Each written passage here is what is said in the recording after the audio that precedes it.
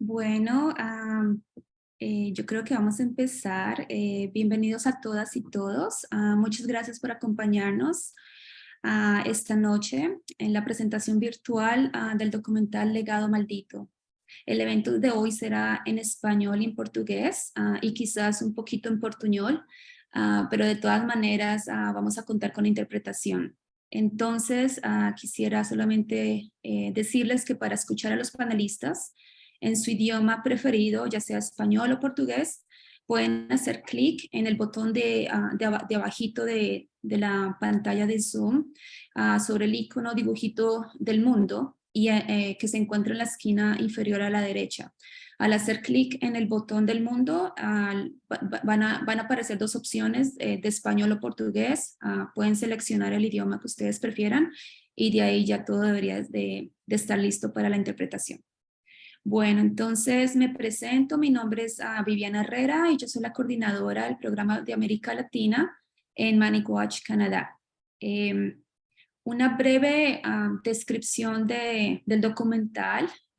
Podemos decir que el legado maldito viaja en el tiempo desde la colonización al neoliberalismo, examinando el desastroso legado de la industria minera en las comunidades y los ecosistemas de Brasil. El documental nos recuerda dos crímenes ambientales con impactos devastadores cometidos por empresas mineras durante la última década y nos interpela a reflexionar sobre la necesidad urgente de demandar alternativas a esta peligrosa industria.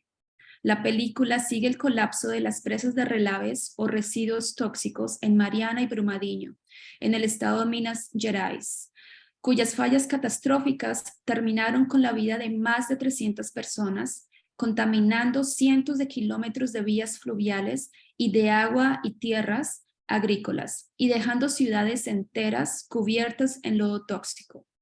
Al examinar los efectos de estas tragedias en las comunidades circundantes, en los pueblos indígenas y afrobrasileños, el documental nos muestra de una manera visceral el impacto de la actividad minera en la tierra, el agua y las personas. La película se centra de este modo, por un lado, en la industria minera y cómo ésta prioriza y promueve las ganancias económicas, y por el otro, a las comunidades afectadas por la minería que luchan por la tierra, el agua y sus modos de vida. Tomás Amaral produjo, escribió, editó y dirigió este documental, o sea, es el paquete completo. Él estrenó este documental independiente en el 2021. Él es un cineasta licenciado en cine, vive en Minas Gerais y ha trabajado como activista de video en colaboración con los movimientos locales desde el 2015. Además de Tomás Amaral, también contamos con la participación de dos grandes mujeres activistas brasileras. María Teresa Corujo, quien es más conocida como Teca. Ella integra varias organizaciones ambientales en Minas Gerais, tales que el Movimiento por las Sierras y Agua de Minas Gerais, el Movimiento Salve Gandarela y la ONG Macaca. También contamos con la participación de María Julia Zanón. Ella es socióloga, activista y coordinadora del MAM, el Movimiento por la Soberanía Popular en la Minería. También me gustaría presentar a las organizadoras del evento. Esto es un esfuerzo en conjunto entre dos organizaciones, entre Earthworks y ManagWatch Canadá. En ManagWatch Canadá trabajamos con comunidades, organizaciones y redes que luchan contra los problemas de la minería canadiense, en mi caso en América Latina, proporcionando apoyo estratégico y técnico a las comunidades afectadas por la exploración de minerales y los proyectos mineros. Un agradecimiento especial a Val Croft, a mi colega, por su gran trabajo detrás de bambalinas de todo el evento que lo ha hecho posible.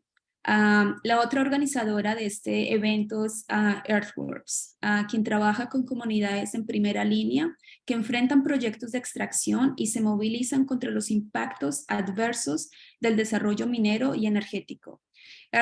Earthworks busca soluciones sostenibles a la crisis climática. Su trabajo es impulsado por el compromiso de colaborar con las comunidades en primera línea, utilizando la ciencia de forma innovadora y construyendo el poder de la gente para garantizar un futuro más justo y habitable. Un agradecimiento muy especial a Jan Morrell y Paulina Personius, quienes nos llegaron con la idea de organizar este importante evento y a quienes les agradecemos por la dedicación para hacerlo una realidad. Y por último, muchas gracias a nuestras dos intérpretes, Julieta y Flor, por apoyarnos esta noche. Y recordarles que, de nuevo, que hay interpretación simultánea, español y a portugués y viceversa. Bueno, entonces para empezar de lleno este webinar, me gustaría invitar a Tomás. Tomás, creo que tu cámara ya está prendida. Si puedes prender también el micrófono y si nos puedes, por favor, contextualizar la situación de la minería en Brasil y darnos una breve explicación del documental, de dónde nació la idea, por qué lo realizaste, entre otras. Y quizás, sí, eso, por ahora. Muchas gracias, Tomás. Gracias, Viviana. Bueno, primeiramente, buenas noches a todos e todas. Me gostaria de agradecer muito a la Earthworks e la Mining Watch Canadá, todo su equipo e principalmente las personas com quem estou trabalhando em los últimos dias para organizar este evento, como Bibiana, Val, Paulina e Jan Morrell.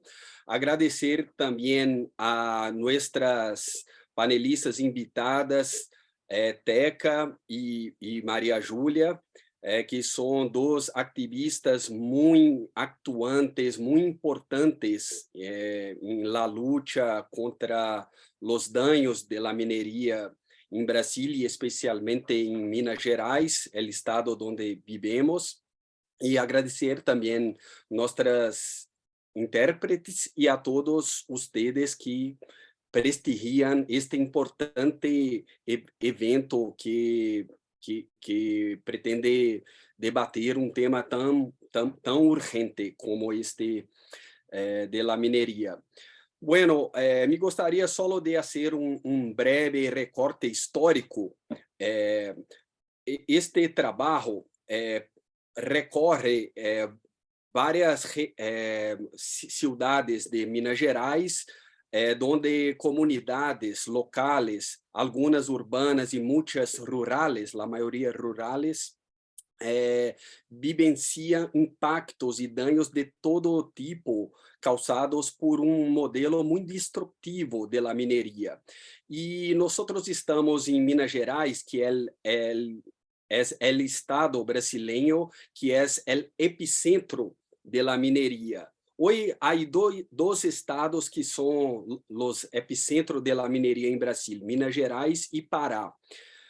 Historicamente, a mineria empieza muito temprano em el processo de colonização em Brasil e, por supuesto, em toda Latinoamérica. Já em mediados do século XVI, os portugueses encontram ouro em Brasil e empieza aí a atividade de la mineria dentro de uma lógica colonial, extractivista, para sostener o desenvolvimento entonces de Portugal, como pilar central, a atividade de mineria como pilar central de este proyecto de colonización. Hay pico de la extracción de oro en Brasil que se pasa justamente aquí en Minas Gerais y que se pasa en la primera mitad del siglo XVIII, que es el periodo que llamamos del ciclo del oro. En este periodo, Minas Gerais es el lugar en el mundo donde se extrae más minerales, más oro en toda la historia humana.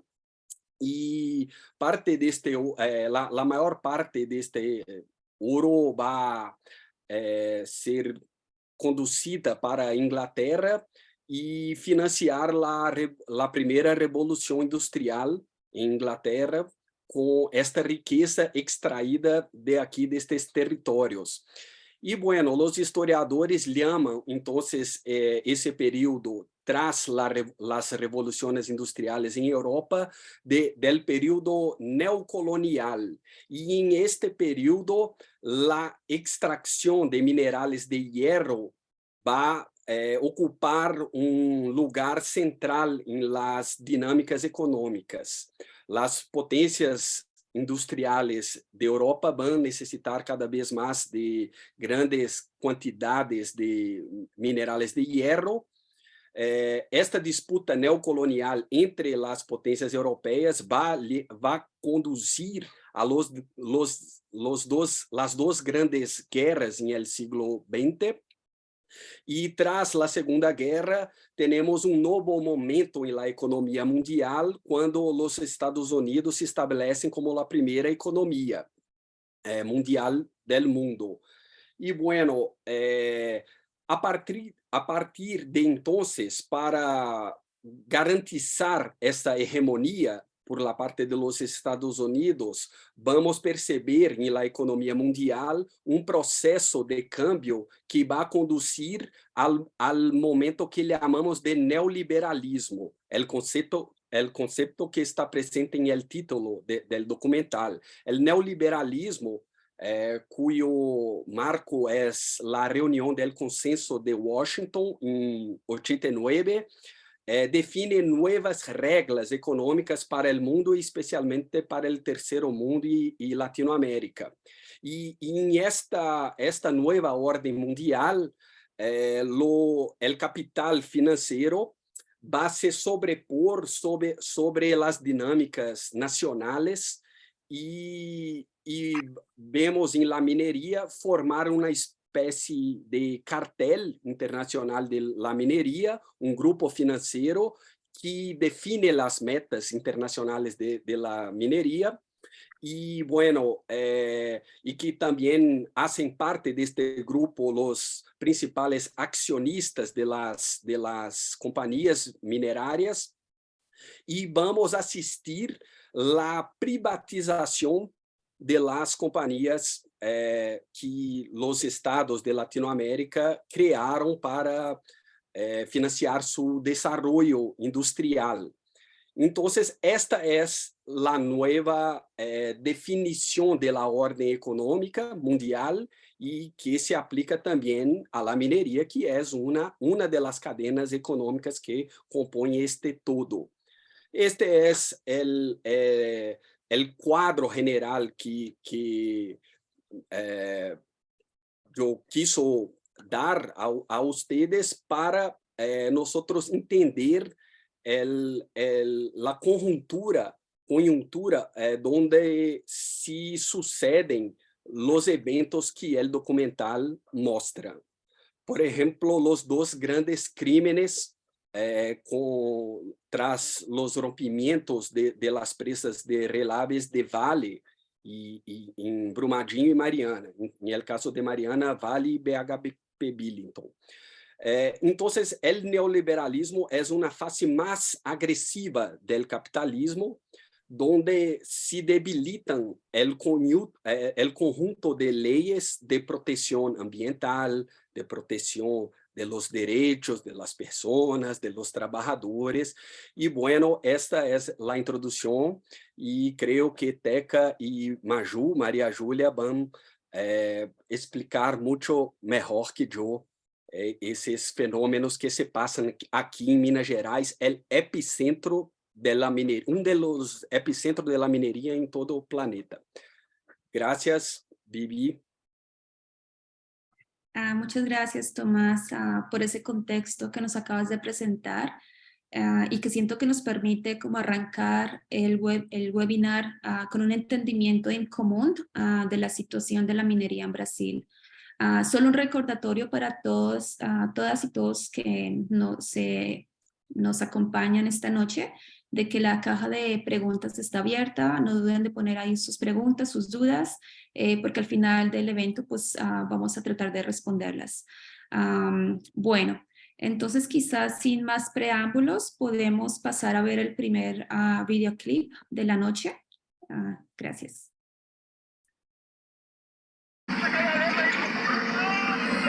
O rompimento da barragem de Fundão da Vale matou 19 pessoas em Mariana. Um dos maiores desastres ambientais do Brasil. E dezenas de cidades sofrem as consequências porque o rio de lama segue em direção ao mar. E o distrito de Bento Rodrigues, no município de Mariana, em Minas Gerais, foi praticamente varrido do mapa. Vale, BHP Billiton e Samarco cometeram um dos maiores crimes ambientais e sociais nos últimos tempos no mundo. Esse crime levou à morte de 19 pessoas, à destruição de mais de 800 quilômetros do Rio Doce, uma extensão de mais de 300 quilômetros da costa litorânea no Espírito Santo, atingindo mais de 1 milhão de pessoas. Sou lavradora, sou sindicalizada, né? Eu nasci em Paracatu e eu plantava verdura, fruta. A gente não comia nada que fosse com agrotóxico. A gente consegue produzir a carne, o leite, o queijo, a manteiga, ovo, feijão, milho, arroz.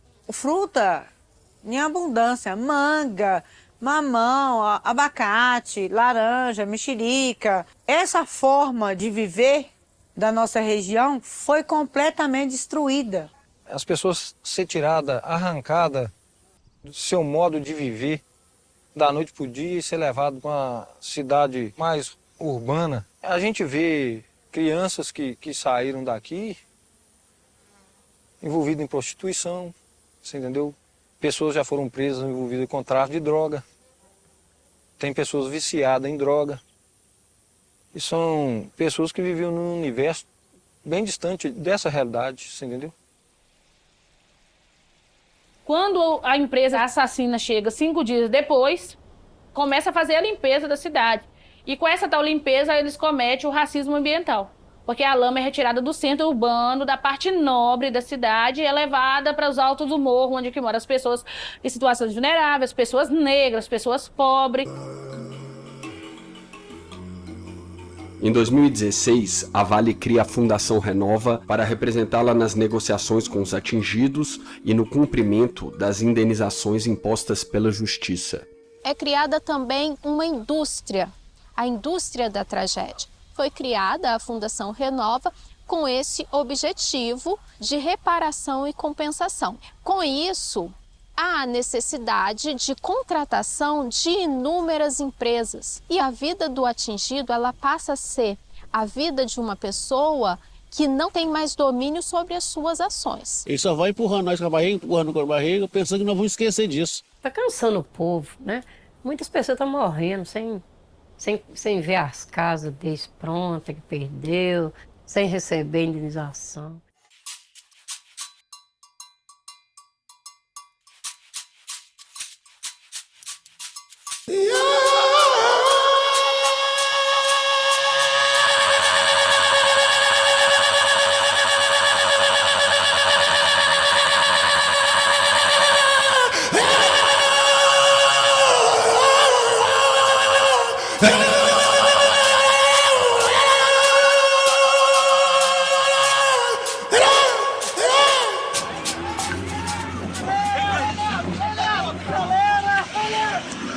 Misericórdia, meu Deus do céu. Ô, meu pai. Nosso amigo, Senhor. A Vale confirmou agora há pouco o rompimento de uma barragem. Essas são imagens exclusivas que mostram o desespero de moradores. Mais uma barragem de rejeito de mineração se rompeu, desta vez na mina Córrego Feijão, de propriedade da Vale, em Brumadinho.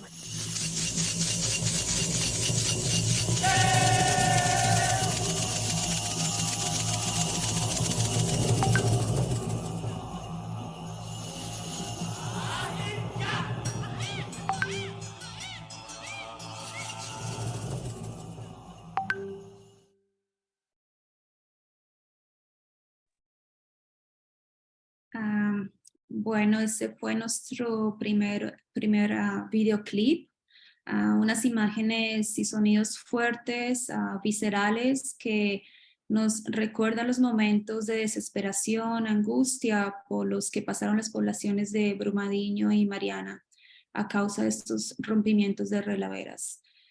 Quisiera darle la palabra a María Julia para que pues, nos puedas compartir un poco, ¿no? Cómo se vivió esta situación allá desde Brasil, desde el territorio, y quizás estábamos pensando con Tomás que quizás María Julia, si tú puedes hablar más o menos como por unos 10 minutos, y luego Teca, si nos puedes hablar luego de María Julia unos 5 minutos también como para conocer un poquito de sus perspectivas, ¿no? Listo, muchas gracias. Puedes prender tu micrófono, María Teresa. María Julia o María Teresa. Muchas gracias, Viviana, y muchísimas gracias por la invitación y bueno, por Earthworks y Manwatch Canada por hacer este momento. Y es bueno que sea grabado porque no toda la gente puede participar en el momento, pero así se queda el registro de que estamos hablando acá. Y decir que estaba comentando con Tomás más temprano que me ha gustado mucho la película, pero no ha dicho por qué, Tomás. Y me gustó mucho porque creo que tú has logrado hacer un registro de muchas voces, de muchas gentes, de muchas historias de vida. Y claro, está ahí Brumadinho y Mariana, el primer corte del video que asistimos, pero muchísimo más. Y estas historias hacen sentido para la gente. Hicimos una actividad hace, no sé, un mes, más o menos un mes, que hicimos exhibiciones de la película de Tomás en 2 ciudades de Minas Gerais. Una es Cero, que hicimos en la plaza, ha sido así, muy bonito, la pantalla en la plaza, y también en las comunidades afrodescendientes de allá, en 3 comunidades. Y en la otra ciudad hicimos una exhibición en una escuela, para un debate con los jóvenes, y allá se trata de hacer una resistencia para que no se ponga la minería. La tentativa de toda la gente ahí es para que no se instale el proyecto de minería, de hierro también. Entonces, cuando se mira lo que ha pasado en otras partes de Minas Gerais, esto da fuerza para la gente, y el video, la película, se convierte de hecho en una herramienta de lucha. Asistimos ahora lo que pasó, un poquito de lo que pasó en Mariana y un poquito de lo que pasó en Brumadinho. Y quería puntuar algunas cosas porque sé que la mayoría de la gente que está acá con nosotros no es de Brasil. Entonces no se trata de decir que es la primera vez en Brasil o mismo en la América Latina o en el mundo que se pasa un crimen relacionado a la minería, que trabajadores mueren en su local de trabajo por un crimen que ha provocado por la minería en este sistema. Y tampoco fue la primera vez que ha pasado una contaminación de ríos, bueno, de cuencas y de destrucción de comunidades. Pero lo que pasó en Mariana en 2015 y luego después, en 2019, en Brumadinho, se trata de una cuestión de escala. Nunca un río tan largo ha sido contaminado por un crimen de una minería en el mundo. Fueron más de 600 kilómetros que percorrió los desechos del dique, que llegó hasta el mar, como ha mostrado, ha enseñado una foto de la película. Entonces, algo así, fue uno de los mayores ríos de Brasil. Entonces, era un marco total para nosotros y para la industria de la extractivista de la minería en el mundo. Hasta hoy, todas las grandes empresas quieren enseñar, decir que diferentemente de lo que pasó en Mariana, las previsiones están siendo hechas, que, o sea, hay todo un cuidado mayor en el discurso de las grandes minerías del mundo para decir que no va a pasar algo así de nuevo, porque fue brutal. Y algunos distritos, como comunidades, pequeñas comunidades, han sido completamente destruidas y 19 personas murieron. Y en 2019 ocurre de nuevo un rompimiento de una presa de desechos de nuevo de la minería Vale, que es la segunda mayor del mundo. Y ahí tenemos otra cuenca hidrográfica que ha sido destruida por este crimen. Y algo numéricamente que ha sido así muy impactante acá en Minas Gerais, en el Brasil, que fue el número de víctimas fatales, que fueron 272 vidas. Entonces, hay una dimensión de la escala de estos crímenes que precisamos, nosotros que trabajamos en otros países también, con la minería, hace falta entender. Y la película de Tomás va a ser importante, parece como contar esta historia también, porque es un riesgo, un problema que vivimos acá, no solamente en estas dos situaciones. Vivimos en este momento una situación que tenemos más de 1.000 personas en Minas Gerais, en la región central de Minas Gerais, donde están la mayoría de los grandes proyectos de minería de hierro. Acá, que es el principal mineral que es extraído acá, y son siempre minas de grandísima escala a cielo abierto. Tenemos decenas de presas que están en riesgo de nuevas rupturas, pero tenemos centenas de presas que existen acá, son más de 400 de la minería, y que no tenemos la seguridad de lo que pasa exactamente. No tenemos la certeza de que a veces cuando la empresa informa que está en un riesgo mayor de ruptura, si es de hecho, si es un riesgo real, o si es solamente una estrategia para sacar a la gente de otras comunidades donde hay interés de minería. Y es así este sistema porque no hay un control del Estado brasileño de fiscalía y de producción de datos independientes de las empresas para que la población tenga un poco más de información de lo que pasa. Entonces tenemos un Estado que es completamente, y termino, completamente capturado por este interés mineral. Y para decir, ¿y cómo están las cosas ahora? Ahora tenemos 7 años, hace menos de un mes, hace 11 días que se completó el 7 años de la ruptura de Mariana, y no tenemos ninguna casa lista. Ninguna persona que ha perdido su casa está en su nueva casa. No tenemos esa reconstrucción. Es un proceso caótico, dominado nuevamente por las empresas, y una sensación de profundo cansancio de la gente. Al mismo tiempo que sigue existiendo resistencia, sigue existiendo personas que siguen ocupando los territorios que han sido destruidos para hacer sus fiestas tradicionales y luchando contra todo esto. Pero la sensación general en los dos casos es de que la gente local y cuenta con algunas pocas organizaciones y cuenta básicamente consigo mismas. Y por fin, en un profundo proceso de adoecimiento mental de la gente. Son muchísimos los casos de suicidio en Mariana y Brumadinho después que se rompieron las presas. Entonces son años muy duros para toda la gente que ha vivido con esto en su cotidiano y sin la menor seguridad de que tenemos así buenas noticias para el futuro próximo. Es esto. Muchas gracias, María Julia. Muchas gracias, María Julia. Teca.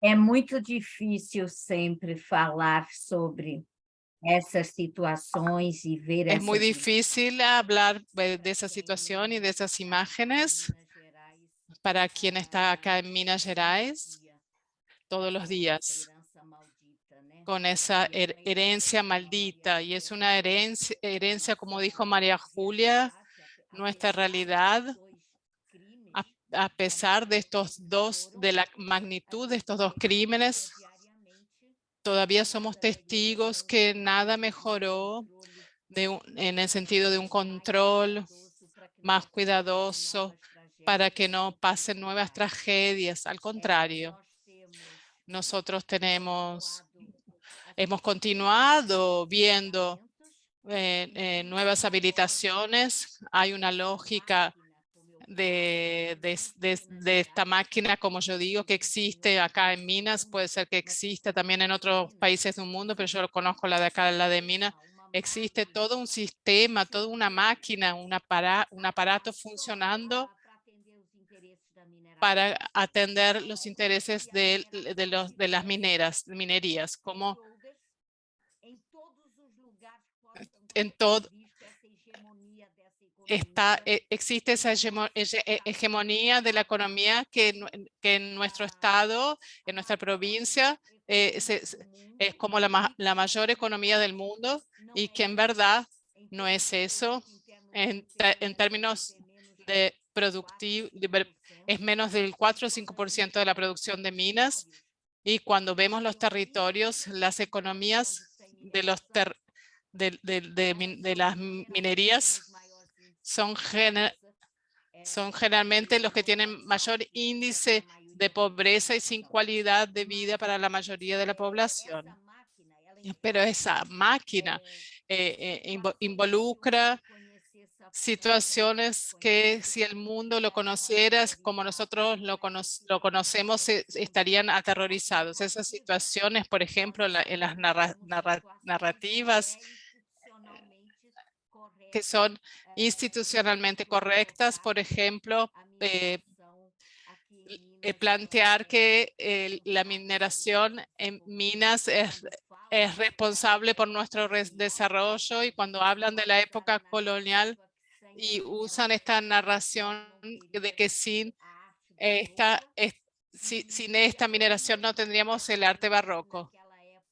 En esa época fue el sufrimiento atroz causado por las minerías, como la esclavitud de los pueblos que fueron violentamente arrancados de sus tierras de África, y lo que fue la violencia contra los pueblos indígenas que vivían acá en Minas Gerais. Entonces, acá en la región donde yo vivo, en el Alto Río Paraopeba, no se encuentran comunidades indígenas porque fueron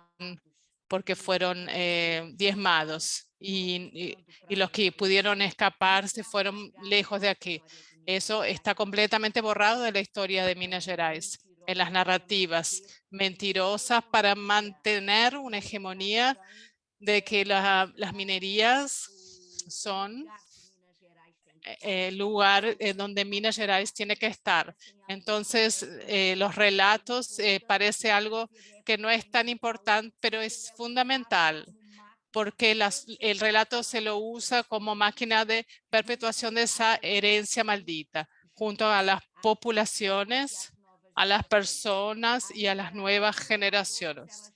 Las minerías tienen programas de educación y están dentro de las escuelas, y nuestros actores, gestores públicos en el municipio, en el estado, lo entienden como normal.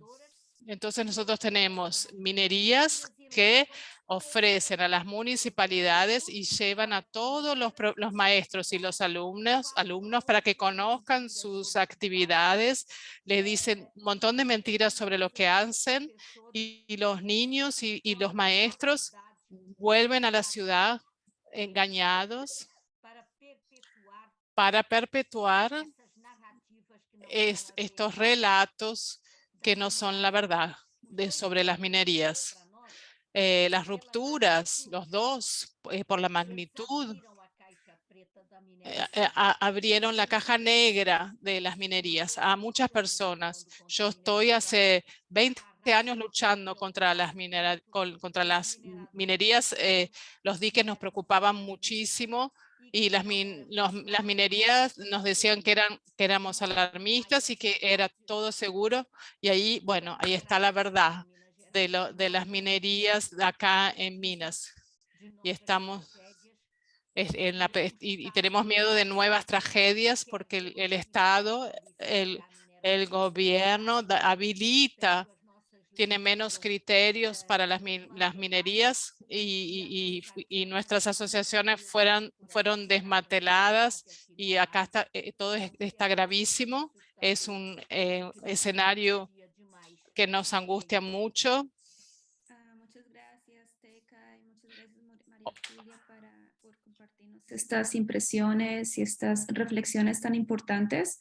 Algo con lo que yo me quedo quizás son estas consecuencias devastadoras en los cuerpos de las personas de estos crímenes ambientales, como ustedes los llaman, ¿no? Que son impactos no solamente físicos, pero también emocionales en las personas, ¿no? Como a lo que hacía referencia María Julia anteriormente, con los suicidios en las comunidades, pero también cómo todo esto responde a este modelo y a una maquinaria, ¿no? Presente, como decía Teca, en el estado de Minas de Gerais. Muchas gracias por compartir esto con nosotras. Quizás podemos pasar al siguiente videoclip, que es sobre socorro. Gracias. Sou morador aqui de Socorro, nascido e criado aqui há 56 anos que eu moro aqui. E a gente vai estar falando uma história de 300 anos, não é 300 dias. Aqui é um povoado que chama Socorro, município de Barão de Cocais. No dia 8 de fevereiro foi um dia muito triste pra gente. Foi 1h da manhã, o toque de sirene, um barulho muito alto que apavorou todo mundo. Por que tocaram a sirene de madrugada? Na hora eu senti firmeza que era tudo farsa. Por quê? No mesmo tempo que a sirene estava tocando, dentro de 10, 15 minutos, estava chegando o pessoal da Defesa Civil, o pessoal da Vale com vans, com 10 ônibus para retirar o povo. Eu falei, mas como assim, pô? Nunca se tira o pessoal de cama assim com 1h, não, é que a distância nossa aqui para transporte é quase 1h daqui na cidade. Aí depois descobriu, já tinha hotéis, tudo programadinho, que a gente conhece os donos, lanche, tudo programado, quer dizer, mais de 2.000 lanches programados no polo esportivo, quer dizer, tudo programado, tudo como faz. Por que a Vale fez isso com a gente? Porque ela sabia, se falasse com a gente, como nós conhecemos a barragem aqui, ninguém largava suas casas. Foi uma estratégia da Vale muito bem feita, uma covardia, que retirou todos nós aqui, todos saíram só com a roupa do corpo. Fomos tirados pela Vale, fomos escorraçados, porque saiu 1h da manhã. Idosos que saíram empurrados em carrinho de pé de porco, gente que quebrou perna. Menino quase saiu pelado, com medo. Você entendeu? Com barulho. Até hoje o pessoal tá com isso na cabeça, né? Aquele barulho de alarme de antena. 1h da manhã. Agora imagina pra você ver. Já estava tudo preparado. Daí 30 chegou os ônibus. Desceram tudo por beira do rio, aqui na estrada normal. Foram todo mundo já pro ginásio poliesportivo. Já tinha gente esperando lá. Eles já sabiam de tudo. Hoje nós estamos proibidos nossas casas. Os móveis nossos todos dentro de casa. Saímos com algumas roupas do corpo. Na verdade, os móveis que estão dando a gente lá, tudo inferior que a gente tem lá dentro, te levo lá e te mostro que tá lá e te mostro que eu ganhei lá. Você entendeu? Pra você ver se você consegue, se você não fica louco. Foi no período de dia 8, todo mundo tinha feito compra, as casas todas amarrotadas de mantimento e de carne. Todos os bares, as mercearias com toda a mercadoria, toda lá dentro, tudo perdido. Tirou todos os animais da comunidade, sumiram com eles, que nós nem sabíamos para onde que foi. As samambaias todas secaram, as hortas secou tudo. Nós perdemos milho, feijão, tudo perdido. Ah, está nos roubando, né, o que é nosso, né? Porque ela está tirando o homem do campo. Porque a gente sabe, nós fomos nascidos e criados aqui, temos gente na comunidade de 90 anos, que nunca foi numa cidade, assim, numa farmácia para tomar um remédio. Hoje está lá socado no hotel, nas casas lá, na prisão, na verdade. Porque é a casa que eles arrumam e você tem que aceitar que você não tem outra opção. Nós estamos morrendo uns pouquinhos. Pode imaginar psicologicamente. Muita gente com problema de cabeça, porque nós perdemos toda a história, nós nunca mais será mesmo.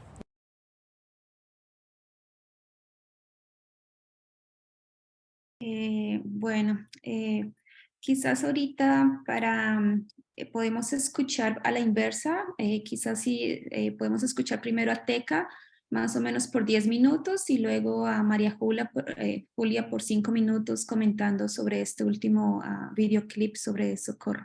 Gracias.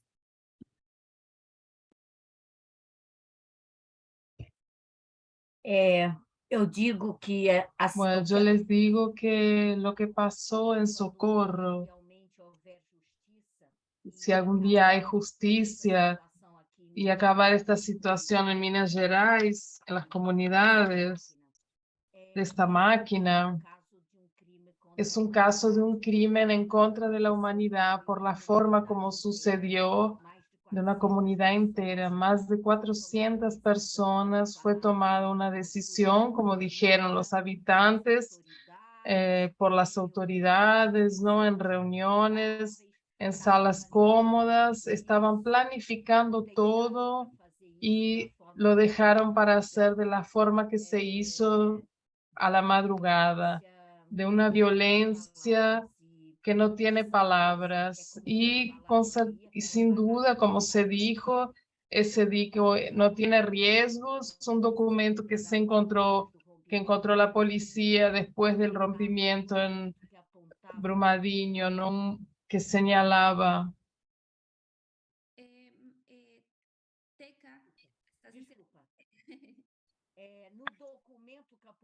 En el documento que la Policía Federal encontró después de la ruptura en Brumadinho, cuando hizo algunas prisiones, en ese documento se señalaba unos diques que sí estarían en riesgo, como la de Feijão, pero allí no había un dique superior, ¿no? En Barão de Cocais, que Vale usó el día 8 de febrero para eliminar esa propiedad. Las informaciones que tenemos es que empezó pronto un proceso de comprar las propiedades de quien quisiera vender, quien fuera renunciando a su propiedad, porque ese territorio tiene un proyecto grande que quiere hacer allí, que es un proyecto que se llama el proyecto Apolo, ¿no?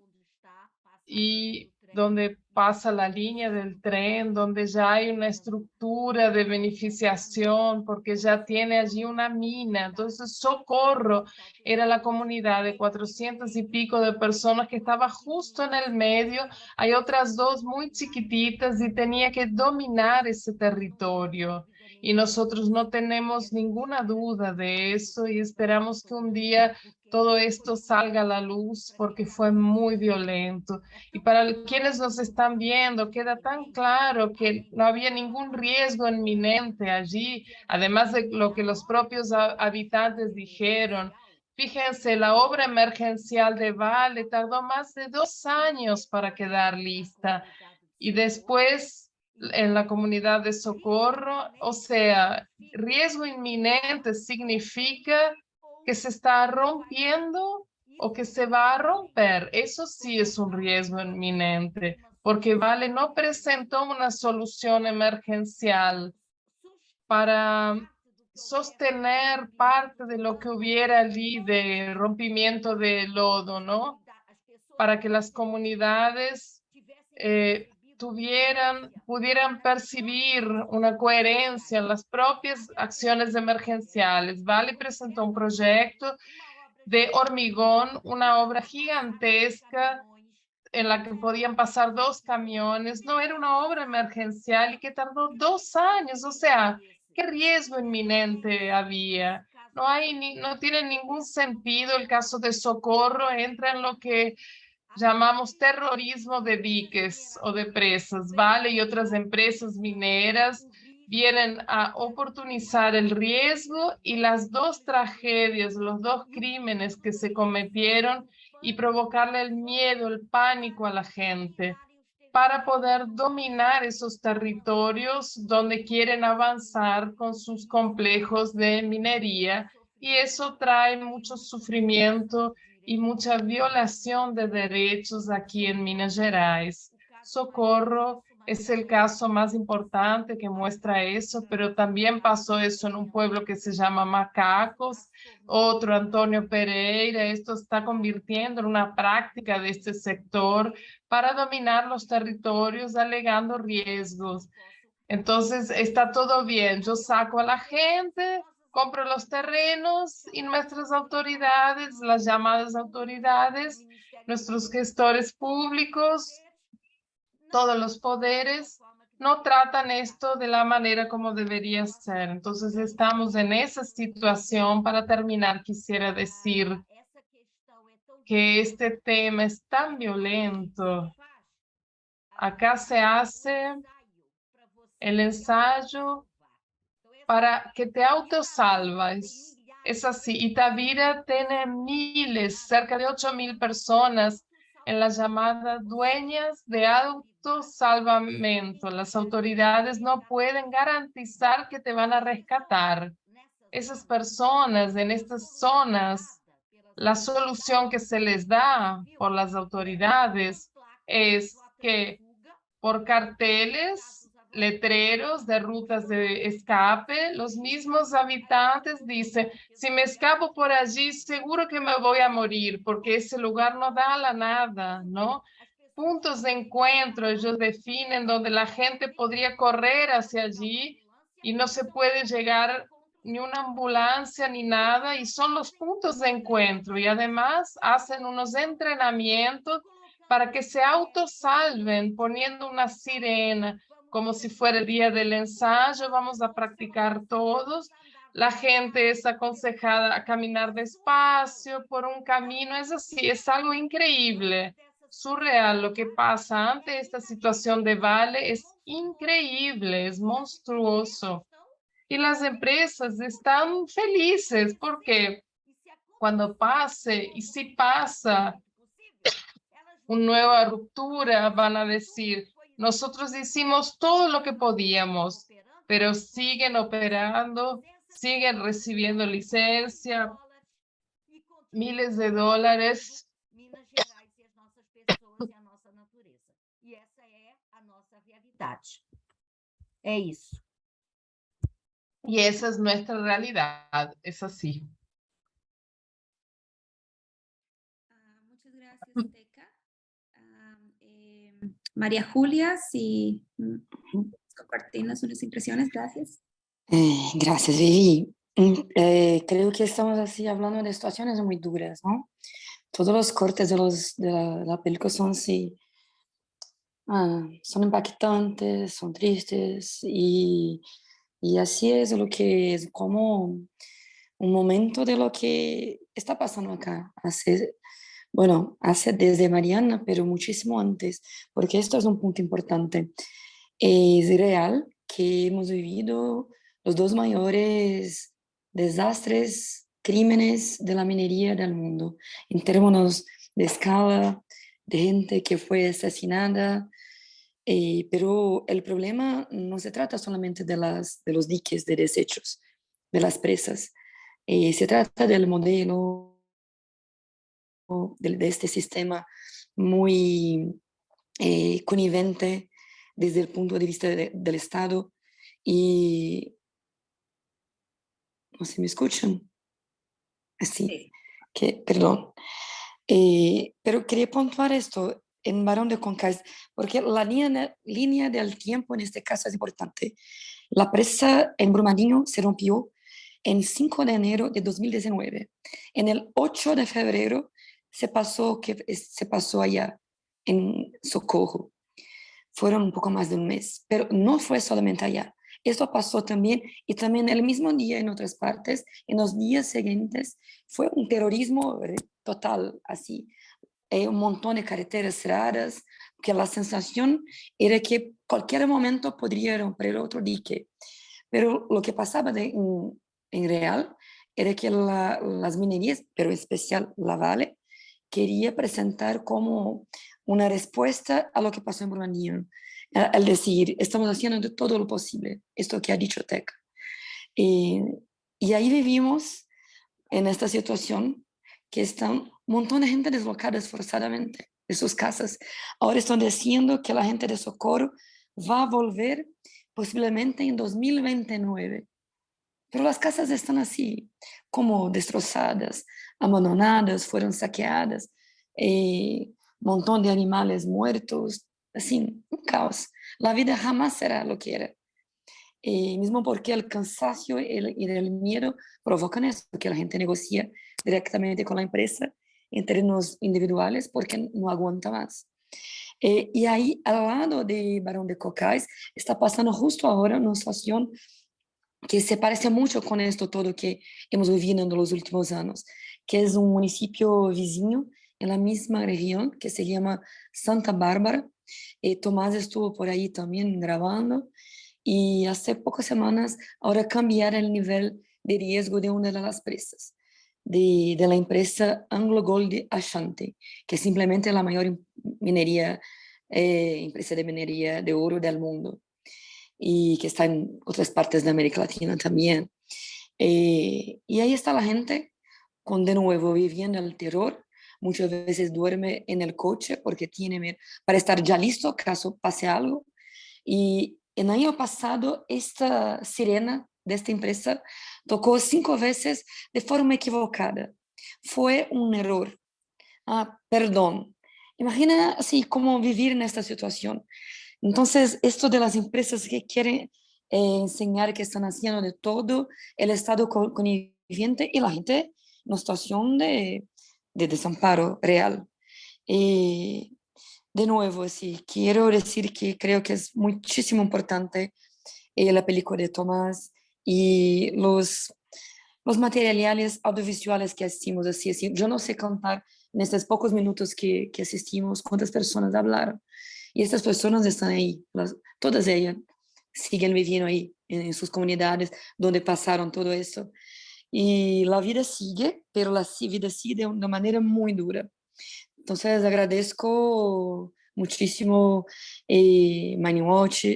John Morrow es una parcera muy querida y que ha ayudado a divulgar muchísimo el caso de Barão de Cocais, traduciendo materiales, traduciendo videos. Y todo esto es muy importante en términos de visibilidad para que seamos más conectados, porque no fue algo que pasó en 2015 en Mariana o que pasó en Normanía en 2019. Y los crímenes siguen ocurriendo y nuevos también están ahí puestos. Es esto. Muchas gracias, María Julia. Muchas gracias, Teca. Sí, yo creo que lo que ustedes dicen, me quedo con el tema de la violencia, la terminología que también tú utilizaste, Teca, el tema del terrorismo, de relaveras, de diques.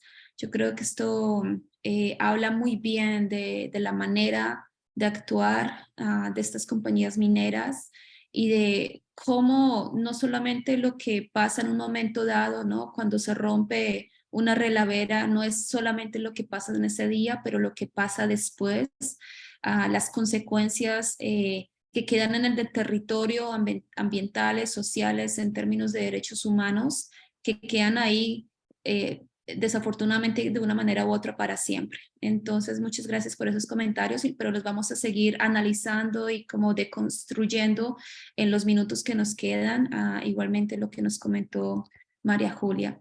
Antes de pasar, quisiera yo, y antes de darle la palabra a Tomás, como para que nos des unas palabras finales, antes de pasar a la sección de preguntas y respuestas, quisiera yo también recordarles a todas y todos, como nos decía María Julia, de que este evento está siendo grabado y que lo vamos a subir apenas podamos en las próximas horas, próximos 2 días más o menos, lo vamos a subir a YouTube para que quede ahí como una memoria, porque como decía María Julia, muchas personas a veces no se pueden unir en el momento, pero hemos recibido muchos mensajes de organizaciones, de comunidades afectadas por compañías mineras en toda América Latina que me han escrito, no podemos unirnos en este momento, ¿dónde lo van a subir? Entonces esto va a quedar lo vamos a subir en YouTube y también les vamos a enviar un correo de seguimiento con unos materiales que hemos preparado sobre el documental, asimismo que un enlace para que puedan ver el documental para aquellas personas que no lo han visto con anterioridad. Bueno, Tomás, por favor. Gracias, Vivi.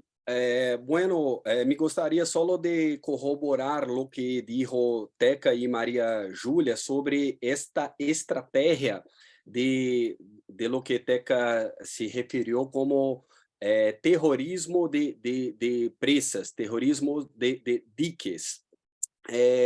Una cosa que es muy importante uno observar es que los dos diques que se rompieron, de hecho, en Mariana y Brumadinho, Vale, las compañías dijeron que no había el riesgo. Y ese caso de Socorro, este último clip que nosotros asistimos, fue el contrario. La compañía dijo que había no dijo que había un riesgo, dijo que iba efectivamente se romper en una semana. Eso hace 3 años. Y bueno, esta una semana ya dura más de 3 años y el dique no se rompió. El inverso, los dos diques estaban seguros y se rompieron. Este dique se rompería en una semana y esto fue lo que la compañía usó como argumento para remover toda la comunidad. Entonces fue un robo. No, yo nunca he visto eso nada parecido en la historia. Un robo de una comunidad entera por una asignatura de un juez. Outra coisa importante, sempre há um juez corrupto, bandido, junto com as companhias, dentro de lo que Teca explicou, que é a máquina de la mineria, de la ofensiva de la mineria sobre os territórios e sobre a população.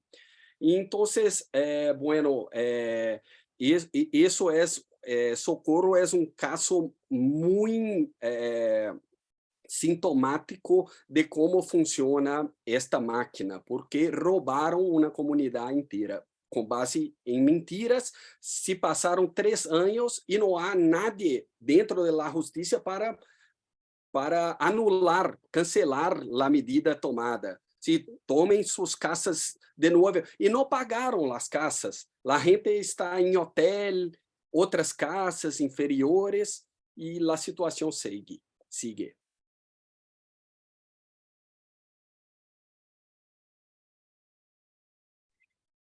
Muchas gracias, Tomás. Creo que es muy importante recalcar sobre ese tema. Quizás entonces podemos pasar a la sección de preguntas y respuestas. Nos han estado llegando aquí y también por otras plataformas unas preguntas. Una de esas es un poco como este tema que sale a relucir en el documental y que tiene que ver con este tema de la industria de la tragedia, ¿no? De cómo es bien interesante ver en el documental cómo los daños, cómo las empresas mineras se han aprovechado de estas tragedias para hacer dinero con los esfuerzos de reconstrucción, ¿no? Lo cual es una forma como muy útil, ¿no?, de entender el aprovechamiento de la tragedia. Entonces la pregunta es, ¿podrían hablar un poquito ustedes sobre cómo esta industria ha crecido con el tiempo en Brasil y lo que eso significa para las comunidades?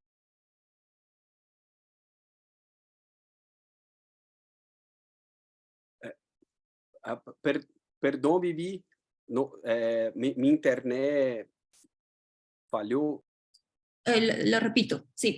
La pregunta tiene que ver con este tema que se toca en el documental y es sobre este concepto de la industria de la tragedia y de cómo las empresas se han aprovechado estas tragedias para hacer dinero, ¿no? Para capitalizar en las tragedias y hacer dinero. Entonces la pregunta es si ustedes podrían hablar sobre este tema y de cómo esta industria de la tragedia ha afectado a las comunidades.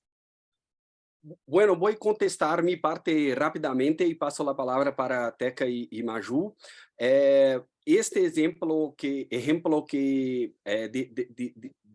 acabamos de dar é um exemplo de como a companhia aproveita a tragédia para avançar uma ofensiva. Uma vez eu ouvi uma entrevista de um lutador de boxe que decía que há uma estratégia em la luta quando o adversário está golpeado el luchador tiene que aprovechar y golpear más para vencer la lucha. Lo que Vale hizo fue exactamente eso. Aprovechou que a população em Minas Gerais estava assustada, estava desorientada, o cenário caótico e começou uma ofensiva com isto que chamamos de terrorismo de diques, de presas de relaves, para tomar mais tierras, usando a ameaça de seus próprios crímenes, de la inseguridade de seus próprios diques.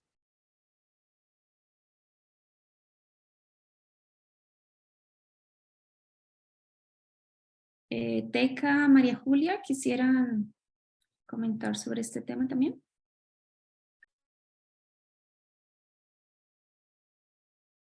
Pode ser Maria Júlia primeiro. Eu acho que tem... Eu estava em português, espera. Eu creo que... Sombra de duda, esto que ya ha dicho Teca y ahora justo ha dicho Tomás. Pero al mismo tiempo hay una situación de las estructuras muy mal construidas o mal mantenidas. Entonces, esto es un problema muy serio porque cómo es hecho el monitoreo de las estructuras, no solamente las presas, las estructuras en general, porque hay también los desechos secos y son almacenados como en grandes montañas, así escaleras. Y la propia minería contrata una empresa del mercado que hace consultoría, paga a esta empresa y ahí la empresa informa los datos. Y estos en general son los únicos datos de monitoreo más técnico de algunas partes de la estructura. Con excepción de cuando el Ministerio Público del Trabajo, que trabajaba justamente en proteger a los trabajadores de los complejos, ellos son accionados y pueden ser accionados incluso de manera anónima y hacen algunas fiscalías propias. Y ahí tenemos algunos datos que son más relevantes y buenos. El mejor dato que dije que sin duda había un problema estructural en la presa que se rompió en Mariana, son justamente los datos de los auditores del trabajo que fueron sancionados de forma anónima por los trabajadores y hicieron trabajo de monitoreo y fiscalía por algunos años. Y ahí después estaba ahí algunos apuntamientos de las explicaciones de por qué rompió. Y la verdad es que un montón de estas presas fueron construidas en el final de los 70, como es el caso de la que rompió en Brumadinho, y fue ampliada a lo largo de los 80 y ni siquiera hay documentos en el estado almacenados que son el registro de lo que pasó. Una presa como aquella, que era enorme, gigantesca, fue ampliada 10 veces. Y las primeras veces no hay relatorios técnicos que dicen lo que estaba ahí, lo que estaba en la base de alguna de estas partes de la presa. Y ahí esto es un problema muy grave porque hay toda la estrategia de las empresas de sacar a la gente de los territorios en muchos momentos para ocupar y pensar proyectos, y hay una ausencia de información confiable para la población civil.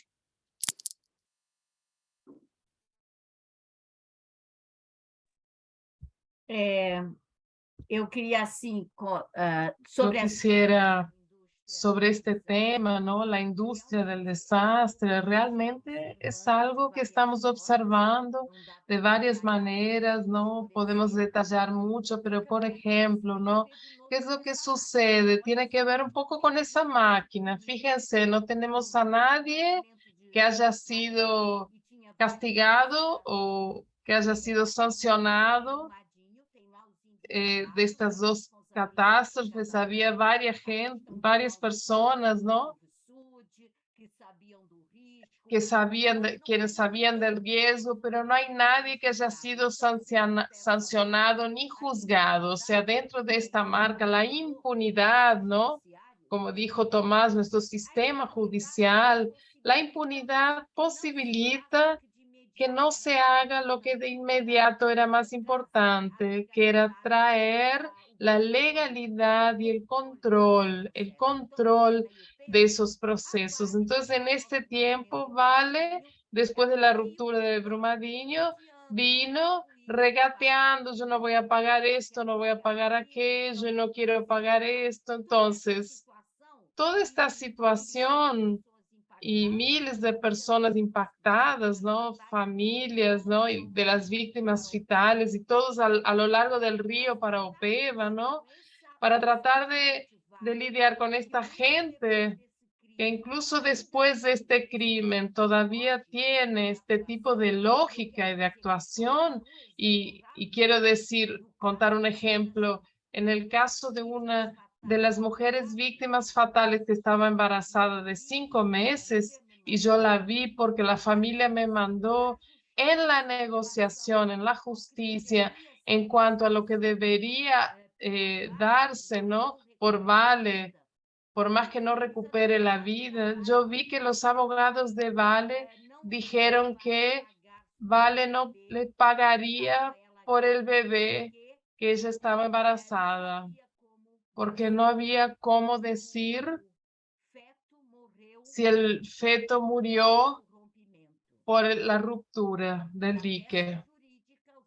Eso estaba en la pieza jurídica donde los abogados usaron ese argumento.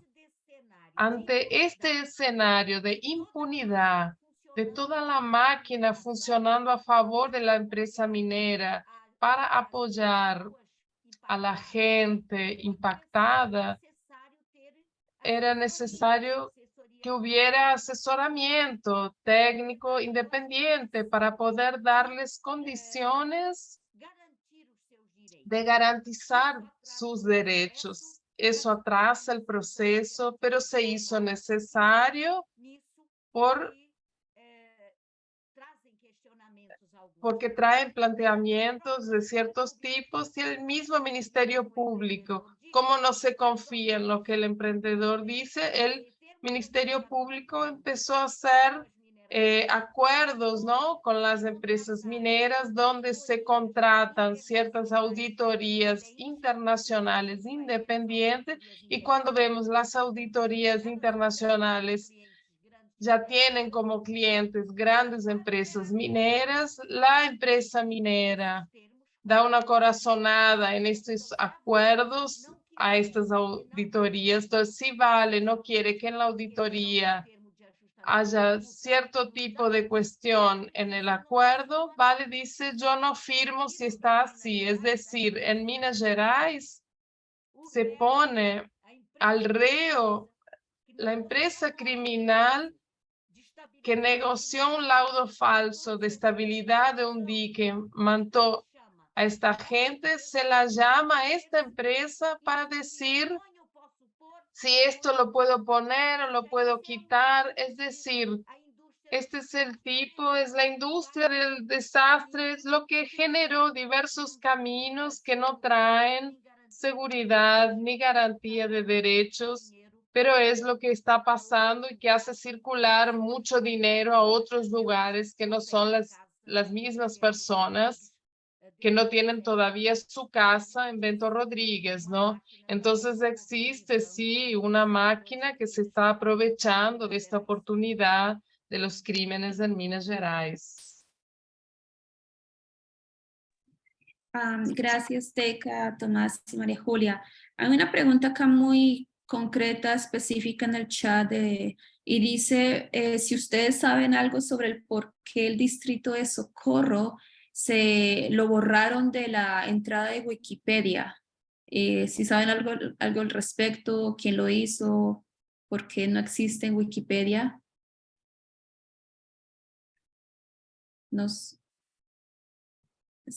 Tú sabes, nós percebemos... No te escuchamos. Ya, ahora sí. Nós ficamos assim... Nosotros nos quedamos estupefactos cuando vimos en la víspera que iban a sacar de Wikipedia. Alguien entró justificando que no existía más socorro. Yo no entiendo cómo se plantea la información en Wikipedia, cómo se pone, cómo se retira. Y al día siguiente ya no aparecía más la comunidad de Socorro como una comunidad con más de 300 años de historia y va a haber que caminar para que se pueda poner de nuevo. No tenemos cómo saber quién fue esta persona ni por qué lo hizo. Mas pelo que a gente conhece das narrativas e das lógicas da Pero de lo que conocemos de la lógica de la minería, todo lo que vale va a querer es que nunca existió este pueblo, Socorro, además de eliminar la comunidad. Pero hay gente que todavía no renunciaron, obvio que va a querer borrarla de la historia, como aquí en Minas Gerais, cuando borraron todo el sufrimiento de los esclavos y de los pueblos indígenas en la época colonial. Solo se habla de Minas Gerais, que tiene que tener minería, porque eso es muy importante. La cuestión de Wikipedia y la comunidad de Socorro es fundamental que se vuelva a plantear, ¿no? Y que se vuelva a poner en Wikipedia y relatar todo, todo, todo. ¿Por qué? Porque el sector de la minería quiere borrar la historia de todas las maneras para avanzar en su ganancia de lucro por medio de la explotación mineral. Muchas gracias, Teca. No estaba al tanto de eso, muy interesante y muy preocupante también. Una última pregunta que nos llega y está relacionada también a lo que hablábamos, ustedes hablaban hace un par de minutos y es sobre Vale. Dice la pregunta, la película habla sobre la privatización de Vale como un momento crucial que cambió la responsabilidad última de la empresa del gobierno a los accionistas fuera del país. ¿Podrían ustedes hablar más sobre ese proceso y las repercusiones duraderas que ha tenido en la economía brasileña este tema de responsabilidades a nivel internacional de Vale? María Julia, si quiere hablar. Bueno, perdón, yo caí, volví ahora. Bueno, sin duda la privatización de Vale. Quisiera comentar sobre esa pregunta. No sé si me escuchan. Y con eso yo creo que podemos cerrar. Bibi, María. No te escucho, Julia. Tomás. Estou escutando. Y a María Teca Júlia tampoco te responde escucho. essa. ¿Ustedes me escuchan? Você. Sí, María Julia va a contestar. No. No me escuchan. Ahora sí, a María Julia te escucho. Sí. Está bien. No sé qué pasa. Mi ordenador y bueno, la privatización de Vale, sin duda, fue un proceso que ha dificultado todos los procesos mayores. Es decir, para los trabajadores significó un proceso de contratación de empresas que llamamos tercerizadas, que no son trabajadores directos, que son trabajadores que la Vale contrata las empresas y ahí estas empresas contratan a los trabajadores, pero eso significa una capacidad muy menor de lucha, de organización, de sindicalización, y esto significó en los años siguientes, a partir de los años 2000, que los sindicatos, que hasta los 90 eran los polos más críticos en la empresa, se convirtieron en sindicatos que son voces y brazos de la empresa. Hoy, de cada 4 trabajadores de Vale, 3 no son trabajadores directos. Esto quebró la espina dorsal del movimiento sindical de la minería. Y eso dificulta mucho las cosas, porque era por ahí que las luchas también más ricas ocurrían. La lucha entonces pasó a ser una lucha de las comunidades y poblaciones que lo que llamamos acá afectadas por los proyectos. o una lucha de los movimientos ambientalistas también, pero con muchísima dificultad de diálogo con los trabajadores. Y muchas veces nosotros somos tratados como los enemigos de los trabajadores. Y al mismo tiempo que Vale también abrió el capital. Y ahora en 2017 terminó el proceso de finalización y tiene todo el capital privado en el mercado financiero. Teníamos hasta 2017 algunos conjuntos de acciones que eran del gobierno y esto no existe más. Y ahí está muchísimo alocado en la bolsa de Nueva York y de Londres, y ahí también las cosas son planeadas. El proceso de finalización de Vale tiene impactos directos en nosotros acá, en Pará, en Minas Gerais, con la rapidez que se pone también los proyectos y el descolamiento de cualquier, que es una concepción muy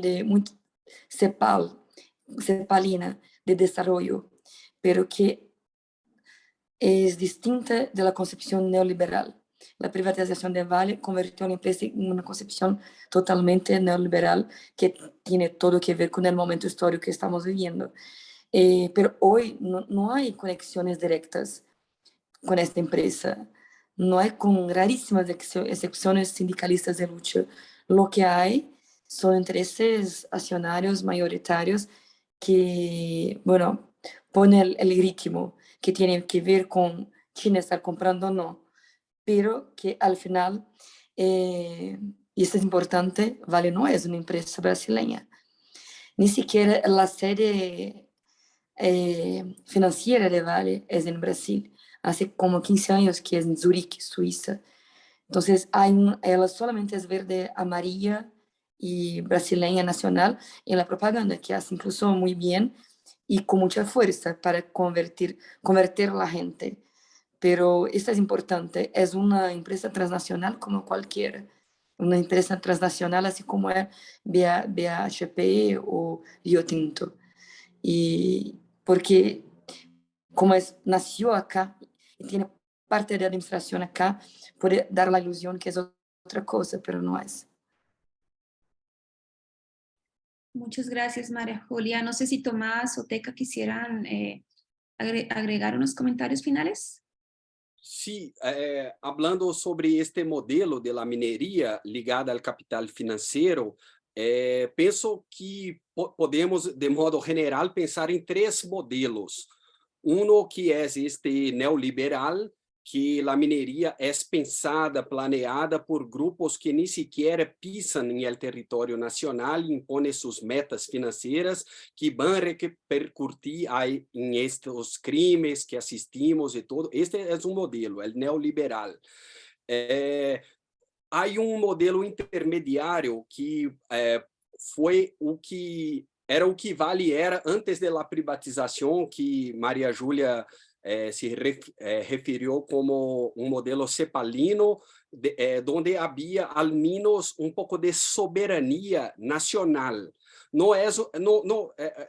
Também era modelo em muitos aspectos autoritário desde o ponto de vista da população que vivia em los territórios. Pero este modelo neoliberal é pior, porque não há nenhum controle por parte do Estado. O Estado é títere de los grupos financeiros, este modelo presente.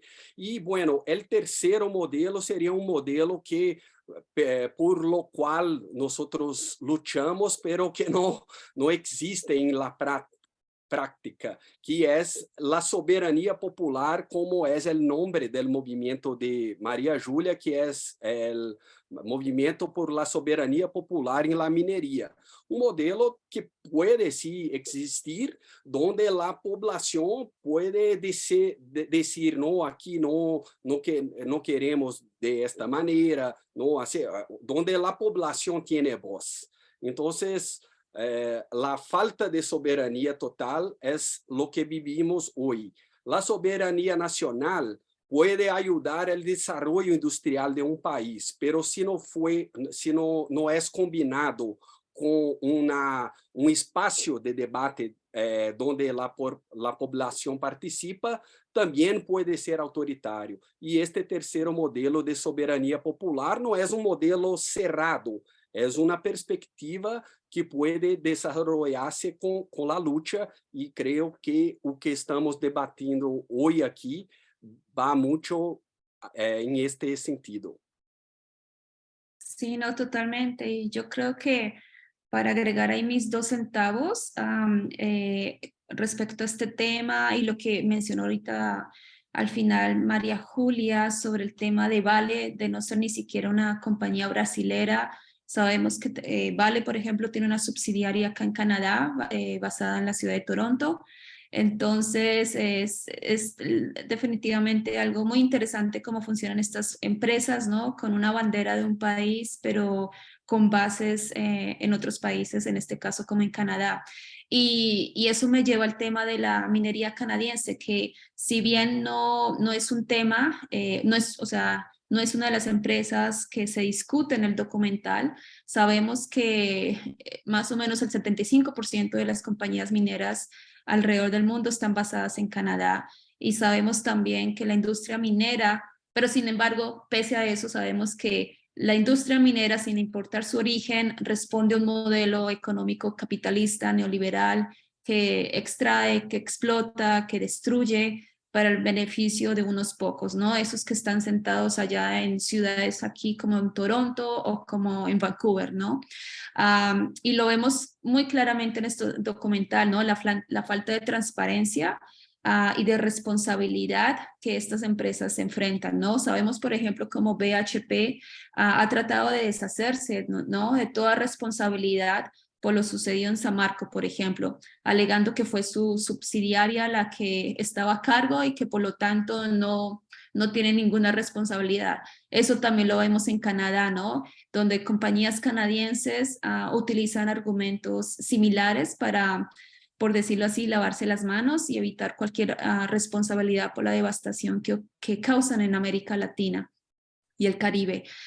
Por eso es tan importante, siento yo, sentimos los organizadores, organizadoras de este evento, estos intercambios, estos eventos, estos webinars, porque sirven como insumos de conocimiento, de experiencias, de vivencias para comunidades que están afrontando situaciones similares a las de ustedes y que van a quedar como memoria. Los vamos a compartir por WhatsApp, por las redes sociales, por correo, para que sigamos tejiendo estos lazos de solidaridad. Los invito también a sumarse a nuestras redes sociales en MoneyWatch Canadá y Earthworks, donde estamos elevando estas voces, y porque sabemos que hay personas que se han unido de todos los rincones de América Latina.